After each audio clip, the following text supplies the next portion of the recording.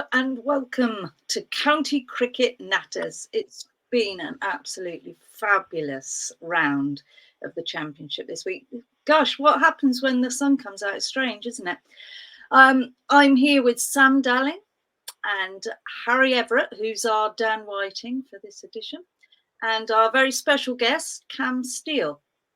We'll be chatting about the games across the counties, and we're going to go, first of all, to Division 1, and you're going to stick with me for that. So let's go. Where should we go first? I think I'm going to go for Essex v Warwickshire.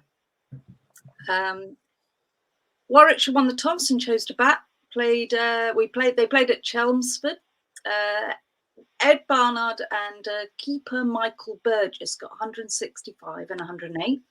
Managed to turn a really poor looking scorecard into 397 all out. 3 wickets each to Harmer and to Snater. Essex then replied 162 all out. Jordan Cox topping the scoring with 47. Little else to note from anyone else.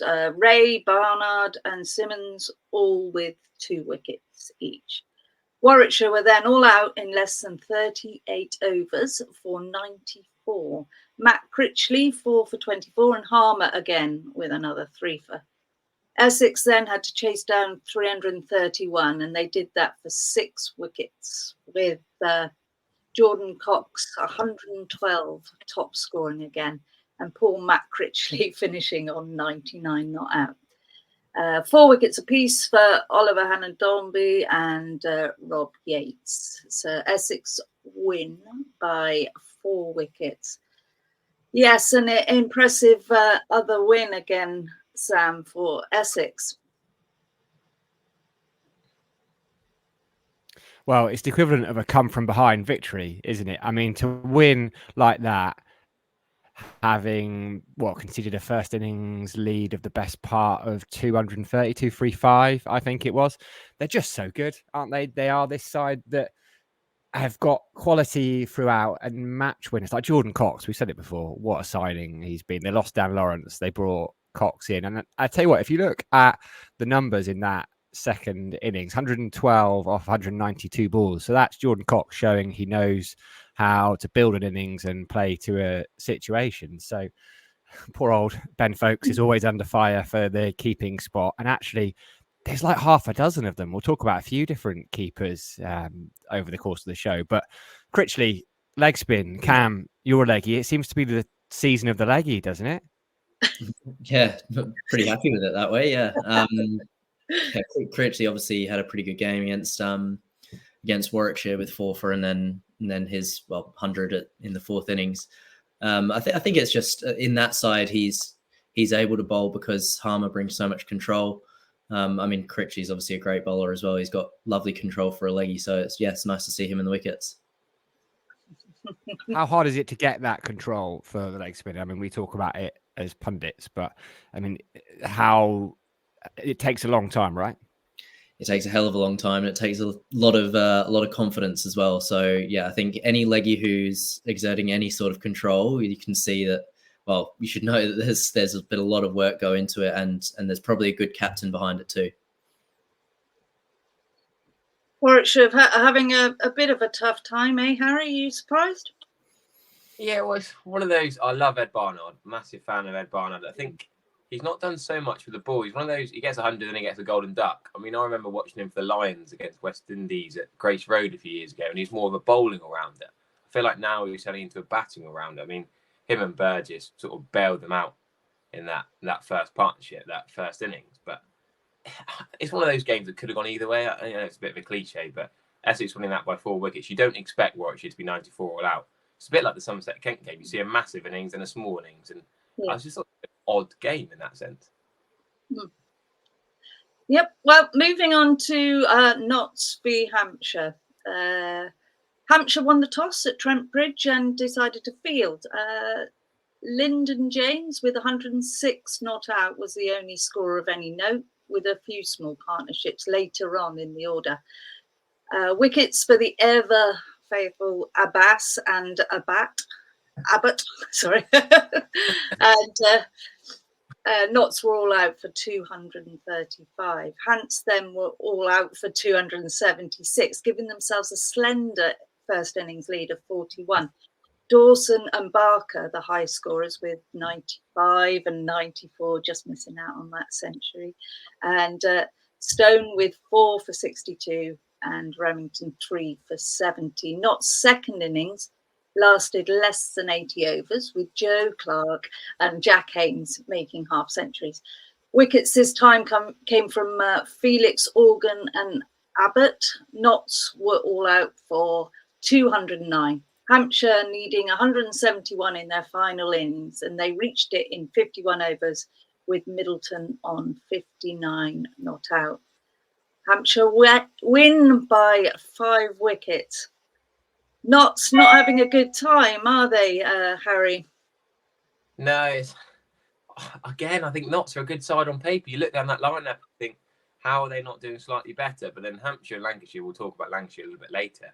Hampshire and Lancashire, a real shock to be at the bottom of the Division 1, sorry. They might have been going to Division 2 the way it's been looking the last few weeks, but bouncing back. I feel like the strong sides will bounce back as the season goes on.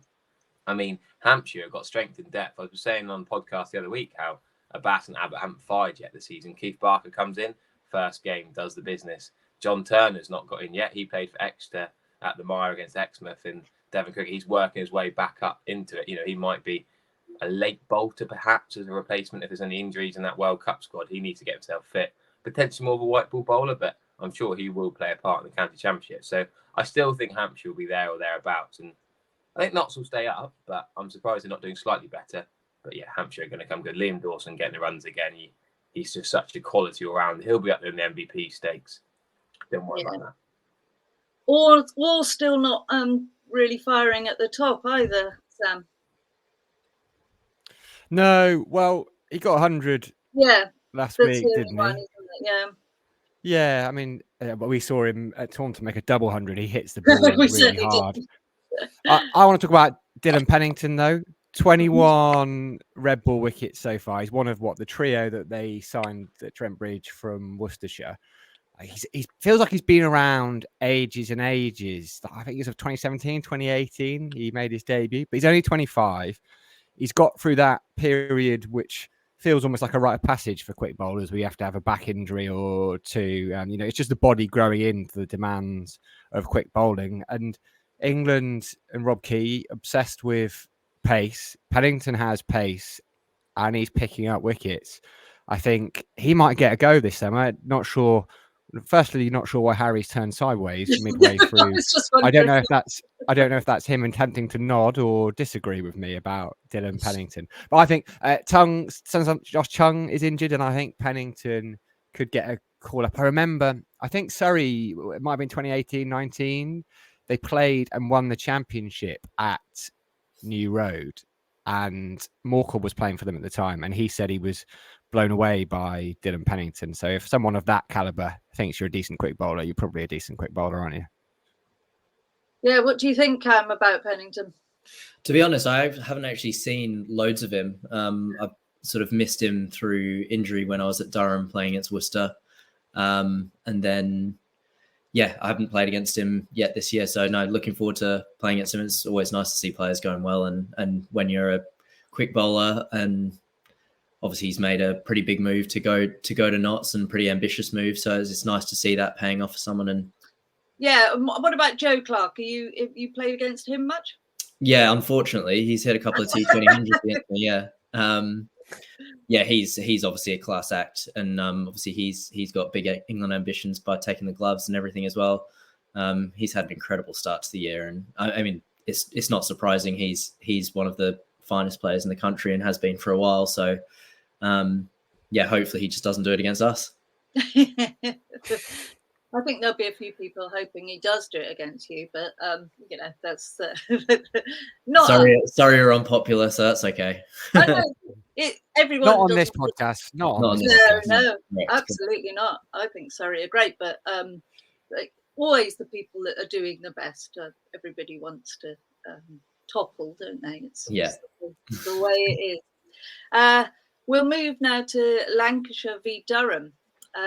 This was played at Blackpool and heralded the return of Stokes to the Championship after 2 years away. Durham won the toss and decided to field, and Lancashire, thanks to 115 from Jennings and cameos from Tom Bruce and Mahmood, reached 357 all out. Wickets 3 apiece for Rain and Potts, although Potts was fairly expensive. And Durham then replied with 236. Beddingham with a fine 101. Ackerman and he with nearly 100 partnership. Stokes was out for 2 to Lyon, which was a bit of a fun competition for a while, and Aspinwall bagged 5 wickets, Lyon 4. Lancashire then declared on 353 for 9 after 155 from Jennings. Stokes getting a fifer. And Durham then made a fantastic fist of reaching the 474 required with a mammoth innings from Ollie Robinson, 171 not out he put on, in a 216 stand with Beddingham, who was out for 103. 4 wickets for the ever-talented Balderson. Lancashire won by 60 runs. A return for Stokes. Harry, I know how you like to talk about the England players. Well, he didn't have a great game with the bat, did he? Playing that reverse sweep, the failure. I mean, he whacked a few in the second innings eventually, but it wasn't what you need. I don't know what Ryan Campbell would say to him. He's not going to tell him off. Ryan Campbell was an aggressive dasher of a player himself. But the stat for me in this game, I absolutely love. A big shout out for Beddingham and Jennings. Amazing game of cricket. Amazing to play an out ground. I love this for the county championship, but this was the 10th time in the whole history of the county championships that there were 2 tons in the game for a batter from each side. So Jennings and Beddingham, I just think that takes some doing to do it again, to get yourself in, to start again and get those runs. I mean, we're going to talk about Ollie Robinson, I'm sure. Sam will come in on him in a minute, but he got his career best 167 before today. Then he's 171 not out, only just past it. I mean, he might be an England man as well, but Jennings getting that final catch off Balderson, who bowled particularly well. I think, you know, how do you choose between a man of the match between Jennings and Beddingham? You've got to go with the team that win, but it's pretty rough on the other guy. Hey, Cam, can you remember a game like that? I've never played in a game where there's been that many runs. Well, from two blokes, but yeah, both obviously consistent performers. They're both brilliant blokes as well, so it's really nice to see both those guys do well. Keaton's obviously done it for slightly longer, but Dave Beddingham, I think that might have been his 18th or 19th 100 last game. So yeah, he's just going from strength to strength, and South Africa are a very lucky team to have him. Yeah, I mean, as Harry said, how do you pick a player of the match? Because there were some fantastic bowling performances there as well. 5-ers, 4-ers. Ollie Robinson, career best. I mean, he basically ran out of partners, didn't he? It looked to all the world like they were going to chase down nearly 500 on the last day. I mean, what a chase that would have been. And there was just that quick flurry of wickets. Balderson came back and took 3 very quickly, and that ended up. I love him as a cricketer. Ryan Campbell loves him, says he's worked really hard on his keeping. Cam, you were up at Durham. We all know the story. It's been a difficult period, but it's wonderful to see them bouncing back in Division 1. And the whole club, there's just a lovely feel to it, isn't there? Yeah, it's a brilliant club. It's some of my favourite years living up there and playing for Durham. They're back where they belong in Division 1. And it's nice to see so many of those guys going really well. I mean, they're, like as you said, a fantastic group of blokes.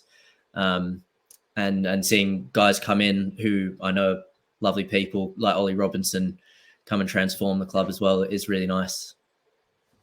And you've had such success this year with the ball in hand. I don't want to talk too much about the past, but it was Durham and it was Paul Collingwood, wasn't it, who kind of reinvigorated you as a bowler?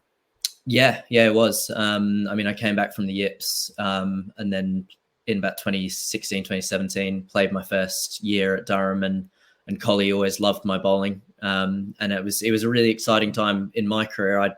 I got the backing to open the batting for a couple of years. Absolutely loved that, and basically bowling was a nice little side, and Collie just backed me to take a wicket every time, and I improved a lot in that period.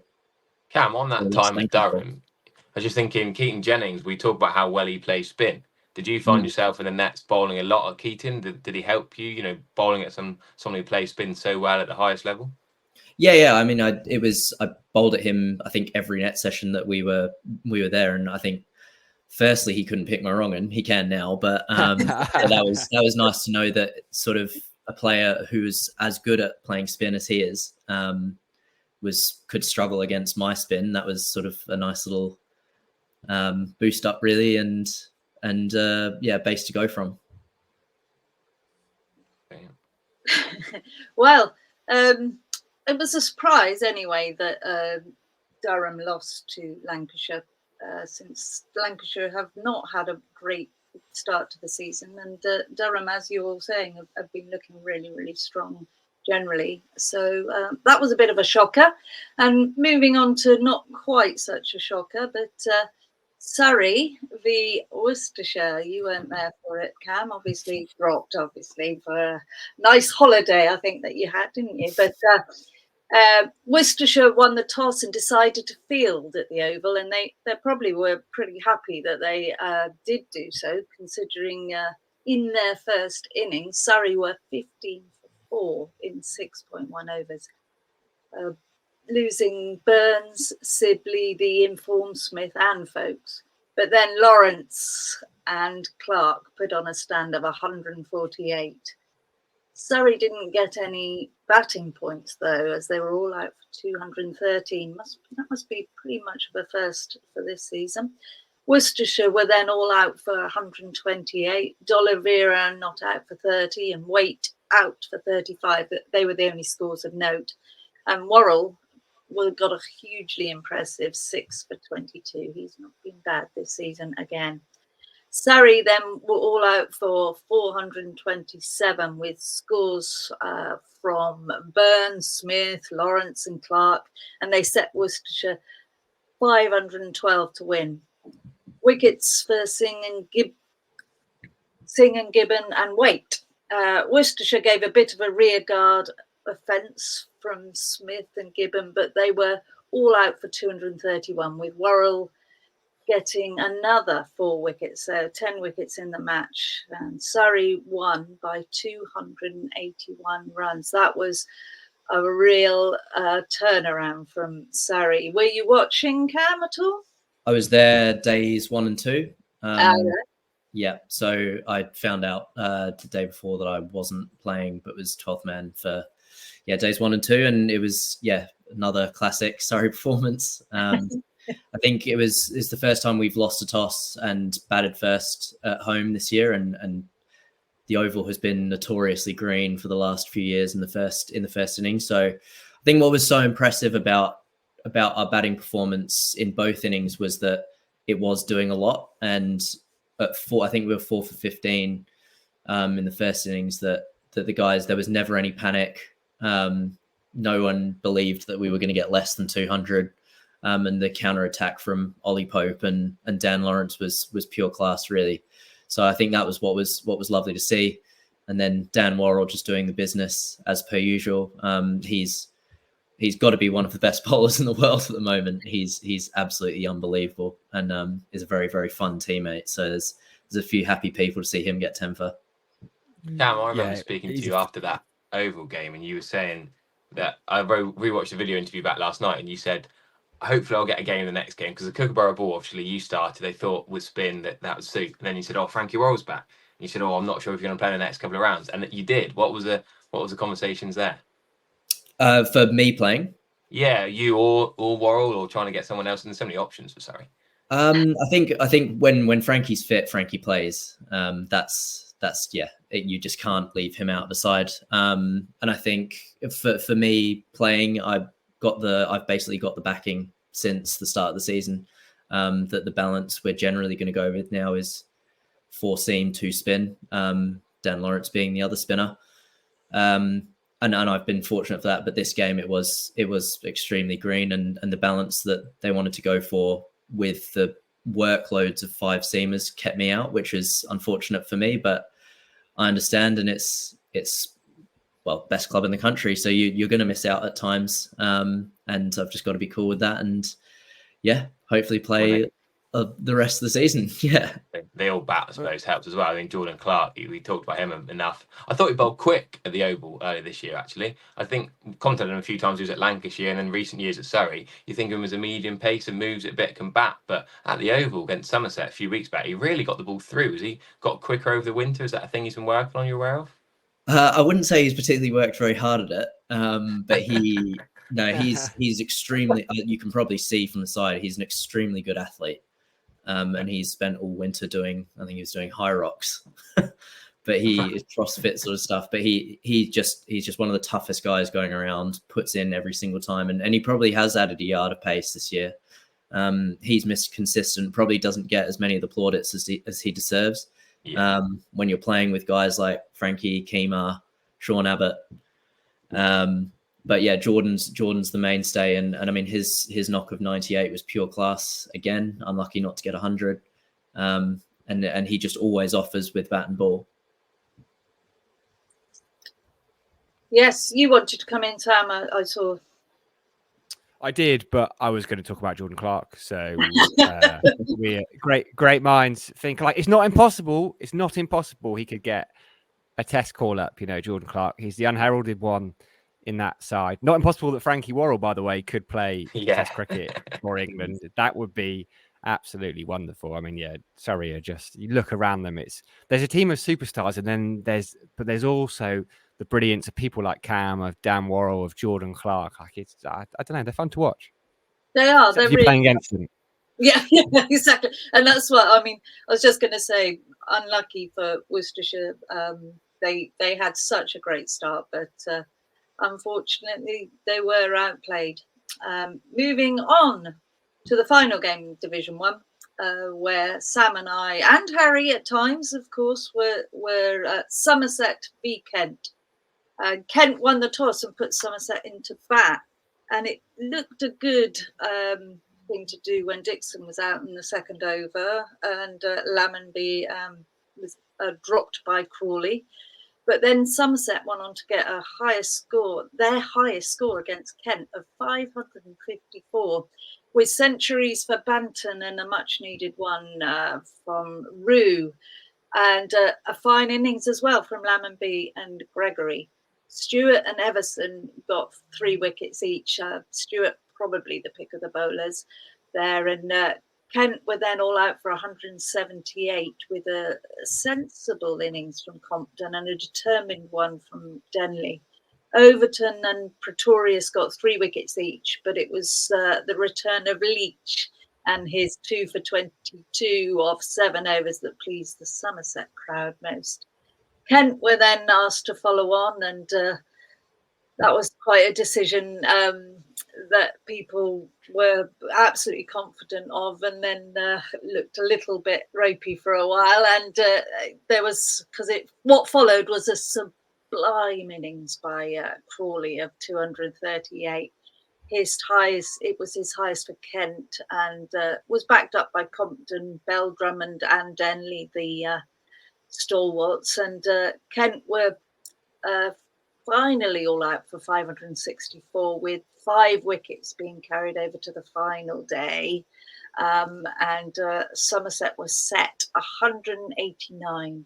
Matt Renshaw and Umeed, and a little bit from Lammonby, and they managed to make it. Matt Renshaw on 82 and Umeed on 73.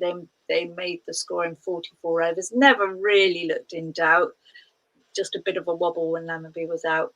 Somerset won by 8 wickets, and they got the full 24 points. Is that the first time for a while, Sam, that Somerset have got the full 24 points? I'm going to say with confidence, yes.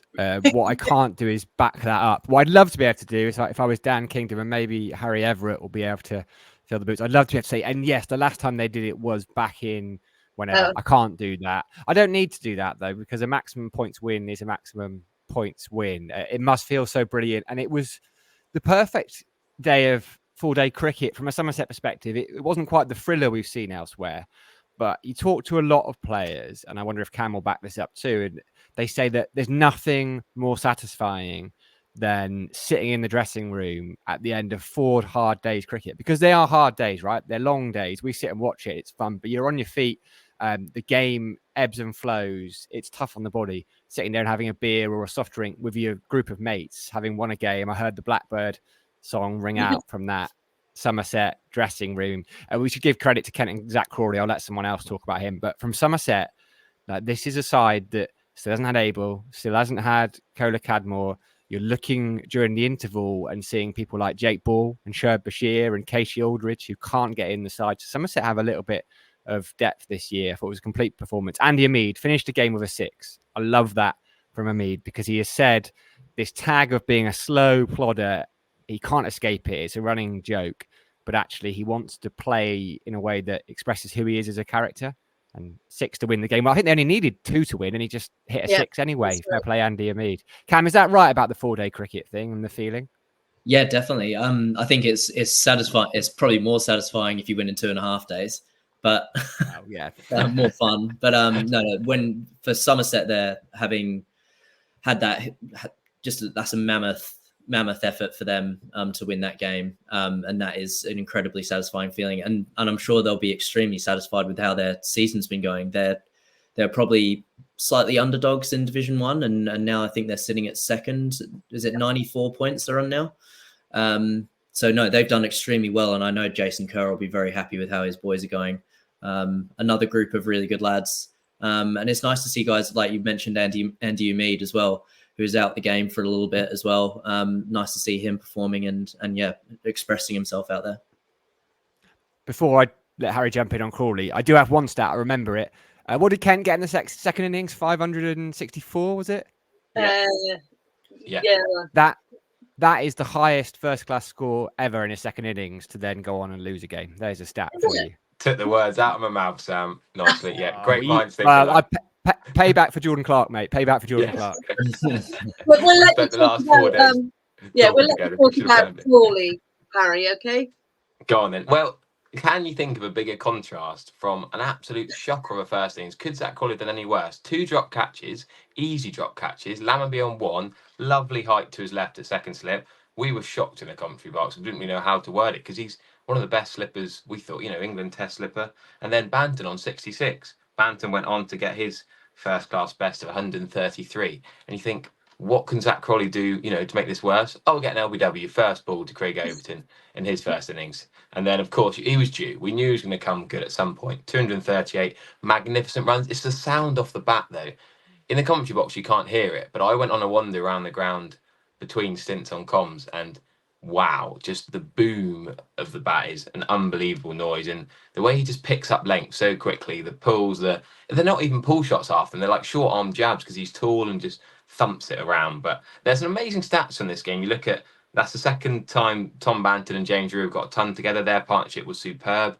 The contrast between Kent's 178 and 564 is ridiculous. But we've grown to know now that Somerset, if you're a Somerset fan, you probably don't want to watch them on a Sunday. Unless you want to watch the opposition. Somerset seem to toil on a Sunday, same as Joe Clark and Will Young the other week.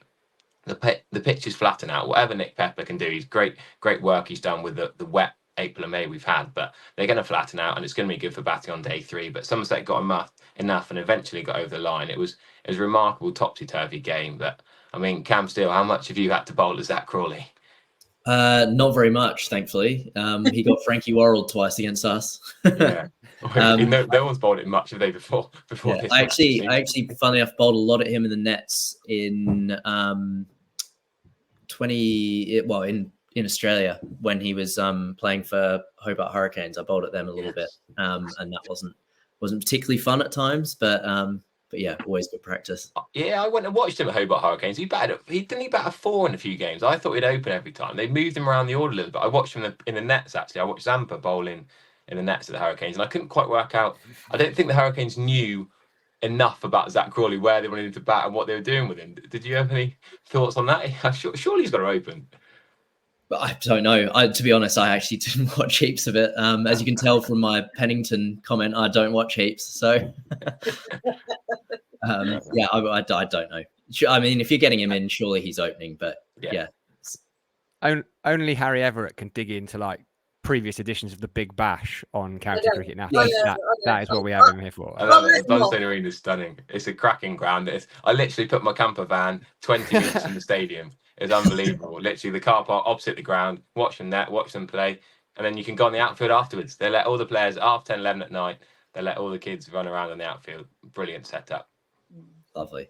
Did they have to kick you out, Harry, in order to Yes, lock up? yes. Come on, mate. It's I was time to go now. At nearly midnight with my wind ball. Yeah, that was me. Oh dear, right. Well, that is Division 1 over, and as Cam said, that Somerset are now second, but they're actually 96 points rather than 94. And Surrey right at the top with 114. Well, I won't go through them all, but Lancashire at the bottom with 53, so quite a range there. And we'll move over to Division 2, where Sam's going to take us through. Yeah, and we're going to go down to the seaside first up. Sussex, remember, they got crushed at Glamorgan last week. It was a bit of a surprise result. Well, they bounced back. No Jaden Seals. You wondered how their seam attack would cope against the Yorkshire side, who had Sharma Sood, Joe Root, Adam Live in there amongst plenty of others. Well, the answer was quite well. Sean Hunt looks impressive. The seamer, he is a left arm seamer. He picked up plenty of wickets, as did Ollie Robertson, but it looked, for all the money in the world, like Adam Live was going to do Adam Live things. They were chasing 182 to win on that final day. They were cruising along. They were 158 for 6. Live was 73 not out. Then Ollie Robinson came back. The other Ollie Robinson, 5 overs, 3 for 7, finished them off. The game finished with a run out. A friend of the show, Finn Hudson Prentice, and Sussex bounced back, Harry. Yeah, I mean, what I love about the county championship is how someone could be in the second team, depending on when the way the calendar falls, and then suddenly they're thrust into the first team. Sean Hunt was one of these. You know, Jofra Archer comes in and opens the bowl in the second innings against Kent. I was glued to that Friday whilst commentating. I kept updating, Jofra Archer's done this, Jofra Archer's done this. But it was a bit of a weird one that, Sean Hunt's kicked out and then suddenly he's in the first team. So great to see a left armer doing well. We know left armers are gold dust. We mentioned Ben Gibbon earlier. He was pretty poor at Somerset in the one-day cup last summer, got whacked everywhere. So great to see him bouncing back. I've not seen much of him since, but getting some runs as well. We like left armers. So Sean Hunt, great shout out to him. But the Yorkshire fans, I've got some mates. I went to uni in Huddersfield, and I got some mates up there who are fuming at the moment. They're livid. I've got mates, dads kicking off on Twitter at the Yorkshire. Not happy with this, not happy with that. James Coles is a fine player. I think we've mentioned him on the pod before. He's going to go places, I think. But I just feel like Yorkshire have got the strength and depth. They've got to be winning these games. And I don't know what's going wrong, but there's not really an excuse to not win this game, I don't think. No, particularly from the position that they were in. Cam, have you played much cricket against or in the nets with Ollie Robinson at all? He's got me out a lot. Right. Okay. Decent bowler then. Yeah, he's obviously very good. He just seems to hit me on the pad or nick me off quite a bit. I've one innings where I got 160 against him, but other than that, he's pretty tough, and there's lots of guys around the country who struggle with him. So, he's a huge in for Sussex whenever he is available to play. What is it about him? Because from the kind of objective bystander, you might think, well, he's only bowling at kind of 81, 82 miles an hour. But Rob Key said he's one of the best in the world when he's operating at that sort of speed, as opposed to a little bit lower. What is it? At his best, what does he do? I think it's the energy he gets on the ball. Obviously, it's coming from some height. It gets it to nip both ways. He's not huge swing bowler. I just think he's so accurate and doesn't really give you anything that you can't really go anywhere. And if he does get one to move, then you could be in a bit of trouble. And Annie, as Harry's touched on, not happy times at Yorkshire. They haven't won a game yet. They'd be expecting to be in the top 2 of this table, really. Yeah, no, absolutely. Everyone was Yorkshire going up straight away, no doubt here. And they, as you said, they've got a good side. It is a really odd thing that they are just not doing very well at the moment. And this was just such a great game, though, for a topsy-turvy game for county cricket, and one that was really, really tense. So it was a good win for Sussex, again, who are doing rather well this season. But yeah, a shock for Yorkshire. Yeah, it was another topsy-turvy game, and another team that is doing, well, two teams that are doing pretty well. Glamorgan versus Middlesex. Glamorgan looking to back up their victory last week. Middlesex, they look to be absolutely cruising, pursuing 213 in the final innings. Then came a little bit of leg spin. Mason Crane came on, picked up fifer. There were a few jitters. They collapsed from 102 for 1 to 161 for 8. So Middlesex got over the line in the end, finished around second. It's a shame Dan Whiting's not here to talk about it. Talk about Middlesex in a second, though. Cam, I've got to come to you on the leg spinner. Mason Crane, decent bowler. He is a decent bowler, yeah. Nice to see. It's always nice to see leggies do well. And he's obviously found his feet at Glamorgan, getting some game time. It was always hard for him, I think, at Hampshire over the last couple of seasons. So yeah, really nice to see him. I assume they're playing on some turning wickets at Glemmy this year. So he's going to get a crack all year, I'd assume. And obviously, I think he's been saying that he enjoys the captaincy of Sam Northeast. So yeah, hope he goes well. And another one of your former teammates, this time in the Middlesex shirt, doing pretty well. Mark Stoneman, 129, 63. Class is permanent. Class is permanent, exactly. That's a popular one in the Surrey dressing room as well for him to do well. He was at one of our games the other day. He's obviously a great man and a fine player. And yeah, long may it continue for him. H, there was some talk about which of the two overseas players Glamorgan would pick in this one. They went for Labuschagne and Colin Ingram. I mean, I suppose you could say it didn't really pay dividends because they lost a game, but both of those lads got hundreds. Yeah, we talked about this the other day. I feel so sorry for Colin Ingram. I think he's been one of the best overseas in recent years who just gets dropped or not selected. As soon as Marnus is back, they've had Kawaja. A few years ago, I think they had Sean Marsh. They've often had a bowler as well to add to that recently. I think it's Mer Hamza who dropped out, but Andy Gore was another lovely bowler, but it's not the pace. I think they wanted someone quick. McElroy's got that left arm angle. Harris, they're all much for muchness for that pace. I think they wanted that express quick to try and get them to win the game. I was listening to the 5 Live commentary last night when this was one of the last games to finish, and they were saying that for the next game they might have to not play Ingram, which seems ridiculous. He scored so many runs this year, and I didn't personally agree with it, but I understand that Glamorgan probably need that little bit of extra pace just to get those wickets. But I mean, I thought you were going to come to me when you're talking about the leg spin on the podcast. I forgot we got Cam here. Delighted to hear him. Mason Crane, second 5-wicket haul for Glamorgan. That's brilliant. But when it's not spinning, maybe we just need that bit of pace. You're my second choice, Harry, to come to on leg spin on this podcast. You're just behind the bloke with 21 Division 1 County Championship wickets. I'm going to go to him first, if that's all right, on leg spin. You're firmly second. Annie, you be Dan Whiting for us, Annie. You revel in Middlesex's victory.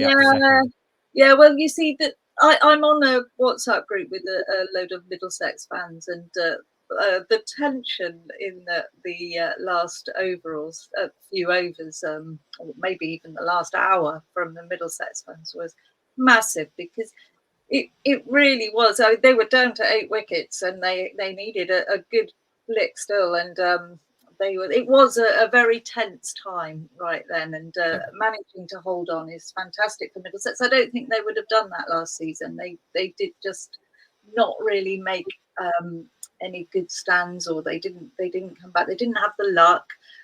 This season they are actually getting places. So I think Dan White will be very, very proud of Middlesex to manage to get a win out of that. They were 69 short when Davies came to the wicket. Yeah. I've put him in my fantasy team the last few weeks, so I'm quite happy that he's getting the returns. I mean, John Simpson leaving Middlesex, I thought would be a massive, massive blow. They had a few sort of part-time keepers, sounds harsh, but Robbie White was an option. Davies has come as the main man. I mean, Cam, have you seen much of Davies, or where he's done really well to come in and do well for Middlesex with bat and the gloves? Yeah, well, I've not seen him play loads, but I do know him quite well. And he's a great kid, and I know he works extremely hard. They rate him very highly at Middlesex, so I think for them with John Simpson going, it probably wasn't as big a decision as it looked from the outside. So I know that he's got the backing there, and yeah, he obviously steered them to victory this week, which is nice little feather in his cap, and hopefully he can carry forward. Seems to have an experienced head on young shoulders. Didn't hit a boundary for 90 minutes in that innings yesterday, which you think you might panic in that situation, other lads, but fair play, got them over the line. Absolutely. Yeah, no boundaries in 90 balls or whatever it is. And that's, true county cricket. Love it. Yeah, it was a wonderful game. It's Beefy Roberts, who is a long-time listener of the show, who said it was a wonderful game of cricket. It had the lot, everything you could ask for at county cricket. Everyone just loved watching. At times, the ground was in complete silence while watching. Isn't county cricket marvellous? Yes. You get 4 yeses, as they would say on Britain's Got Talent. Beefy Roberts. Right, last couple of games, let's rattle through them. No offence to the sides involved. They were just draws. Although one of them was more thrilling than others. That Derbyshire versus Northants game at Derby. I can think friend of the show, David Griffin, would have been tense watching that. To see the fields, all those fielders around the bat at the back end. They held on though, Annie, didn't they? They held on, Derbyshire. Yeah, I mean, it's what again, one of those the games where you just think, oh, squeaky, 9 down. It's but they certainly did, and I am very pleased with Derbyshire. But although I think I've heard from a few Northants fans that felt they were robbed. Yeah, I think you'd look at it and go, they probably did just about dominate that game. I mean, 4-2-2 and then declaring on 3-10 for free. Some big performances for Northants. Emilio Gay, 153 not out. Rob Keogh, 105 for, and I'm sure you'll mention George Bartlett at some point in the next minute and a half. Yeah, nice to see him get a few runs. But no, Emilio Gay's had a fair few plaudits. He's a class man at the top of the order. I mean, Liam Patterson-White, don't forget, to come down from Notts. They've got that spin option now, seems to be Calvin Harrison. I mean, they might play the big lad from Lincolnshire, Matt Carter, from the white ball stuff, but Patterson-White coming at night watcher, he's not a bad bat as well. So, I mean, that was such a close game, such a thrilling finish. I love that yesterday, past 6 o'clock, there were 3 Division 2 games going down to the wire. I mean, we all build up Division 1, but for me, County Championship. Both divisions have got quality cricketers. Marnus Labuschagne doesn't mind which division he's playing in. He's been the best player in the world the last few years. And I just think we've got to shout out how good Division 2's been with exciting finishes. Anush Dal edged through the slips right in the end, right in the last over. I mean, if that goes to hand, it's a completely different game. And it's a massive turnaround, 18 or 16 points difference between a catch being taken or going to hand or not. Yeah. Yeah, that's very true. That's very true. Big, very salient point, Harry. Well done. You get a little sticker for that one. Right, talking about final game. Yeah, Trigo's little sticker. Final game, not quite as thrilling, but equally high in quality. I think it was a batter's game, a batting pitch, 706 for 6, Gloucester. Yeah, I'm going to put my neck out there and say, I think it was a batter's game. Highest ever, I think, first-class score for Gloucestershire, or one-off. Cameron Bancroft, 160. Ben Charlesworth, 126. Graham Van Buren, 100. Tell you what, they've got a couple of decent overseas, Gloucestershire. Bancroft and Bo Webster, who bats at 7. I think those two are the leading run scorers in the Shield, Cam. I mean, as a pair of overseas signings go, that's not bad. Yeah, Gloucester have done really well there. I think Cam Bancroft might have even offered to play for free at some stage as well. I don't know how true that is, but it just shows how much he loves batting and loves cricket. He's obviously played at Gloucester before as well, so he obviously enjoys playing there. And they've done really well to get those two. And Bo Webster obviously offers a lot with the ball as well. He actually bowled off spin in the 50 over cup last year as well, which was something I didn't know he had in the armory. But no, Gloucester, obviously great to see them in the runs, and a bit more of an exciting team this year. Yeah, you've just made me have a quick look on MV Play. I'm watching him destroy Louis Kimber's stumps. Definitely bowling seam up in that one, but shows he's quite a talent. And then Leicester, Annie, 371, 377 for 7. So a long old time in the field for Gloucestershire to no avail. Good to see Rishi Patel get 117, though. He had such a good year last year. Hasn't quite started as well this season, but back in the runs. Yes, I mean, again, it was just one of those games. You get a team scoring 706. I mean, you're not exactly going to go out joyfully, are you, in the next innings? Well done, Leicestershire, for sticking at it and for staying there. I just want to have a quick shout out for Ed Middleton. Oh, sorry. was about to come to Harry on him. Prepping that. Go on. Okay, I'll just have a quick shout. You can finish it off. Good Devon lad from started off at Cliff St George Cricket Club, and I knew him well when he was little. He's got a couple of wickets in the match. Anyway, I'll pass on to you, Harry. Yeah, Ed, absolutely top bloke. I gymmed a lot with him in the winter actually, and played a bit of tennis with him. And we were mid the tennis set when we had to stop for the rain one day in the winter. And then I hadn't seen him since. He went off to New Zealand to play overseas. He was training with Auckland in the winter. Kept in touch with him a lot. Top bloke. So he owes me that last set of tennis when I was going to come back. But it makes you realise the difference between my leg spin in Whipple cricket, which I think is half decent club cricket level, and the weights he can lift. Just trying to do some squats and deadlift stuff, and I'm literally got 20 kilograms on. He's got 120 kilograms on. It makes realise the difference between half decent club cricket. You know, I might have to play against Carlos Brathwaite and Will Smead on Wednesday bowling leg spin, but I'm nowhere near a county pro. It made me realise the difference. I mean, it's scary, really. Great to see him getting a few wickets. He's a lovely bloke. And I mean, we've got to go to the actual leg spinner on this. Cam, have you seen any of Ed Middleton bowl? No, I actually didn't watch it. That's one of the games I didn't watch any of the highlights of. So I don't think Cam watches cricket. There's your homework. There's your match watch. This is my homework for next time. Watch more. Lots of leg spin. Do you reckon? Final thing then before we wrap up. Question for Harry, a serious one as well. Gotta be serious sometimes. Do you reckon Keaton Jennings could put your wrong on? Yes, I think he probably. I'll be honest with you. We played 2 T20s on Sunday, and I just bowled flatter and more outside off stump. Quite economical, but yeah, I did bottle giving it the toss that a leg spinner should, really. I must admit. Yeah, what do you think of that, Cam? Harry just basically firing in flat ones. It's not really leg spin, that is it, Cam? Keaton will probably still reverse sweep it. Yeah. Not a bad player spinning that there. Right. That rounds up Division 2. Sussex are top. They've won 3 games. The other sides have only won 4 games between them. Derbyshire are bottom. Unsurprisingly, the other 6 teams are somewhere in between. Simple as that. Oh, well, thank you, Sam, for taking us through Division 2. And thank you, Harry, for taking us through your bowling. It's been very interesting.